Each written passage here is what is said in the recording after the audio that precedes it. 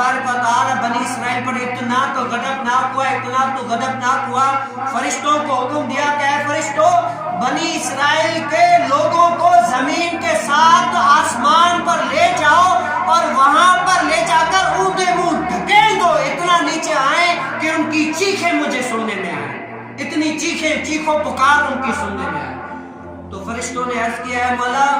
जिस बस्ती का आपने कहा है कि ऊपर ले जाकर जोर से नीचे मारो चीखें सुनने में आए, या अल्लाह वहां पर तो तेरे नेक इबादत तहज्जुद गुजार बंदे रहते हैं, जो रात उठ कर तहज्जुद की नमाजें पढ़ते, इस्तिग़फ़ार पढ़ते, नमाजें पढ़ते, तेरे हुक्म पर सजदा रेज़ होते, इन पर भी इतना गज़बनाक है। अल्लाह ये माजरा हमें समझ नहीं आया, आखिर ये वजह क्या है जो तू इतना इन पर गज़बनाक है, जो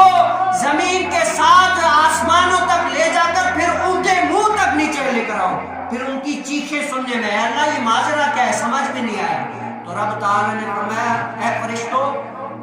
ये लोग नमाज पढ़ते हैं, ये तहज्जुद पढ़ते हैं, ये नेकियां करते हैं, ये ज़ाहिरी तौर पर इबादत गुजार है, इनसे बढ़कर कोई आबिद नहीं है, लेकिन ऐ फरिश्तों, ये इबादत, ये तहज्जुद, ये नमाजें, ये इबादतें सब कुछ अपने लिए करते हैं, लेकिन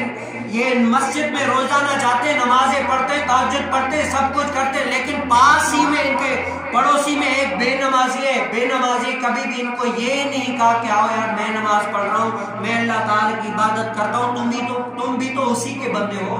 तुम भी तो उसी रब के बंदे हो जिसकी मैं इबादत करता हूँ, चलो यार हम भी चलकर इबादत करते हैं। वो पास ही में मेरी नाफरमानियां करता रहता है, नाफरमानियों पे नाफरमानियां करता रहता है, लेकिन कभी भी इसने उस नाफरमान को मना नहीं किया कि यार ये रब ताला की नाफरमानी है। जो अपने लिए अच्छा सोचे, अपने भाई के लिए अच्छा न सोचे, इसकी इबादत मुझे नहीं चाहिए,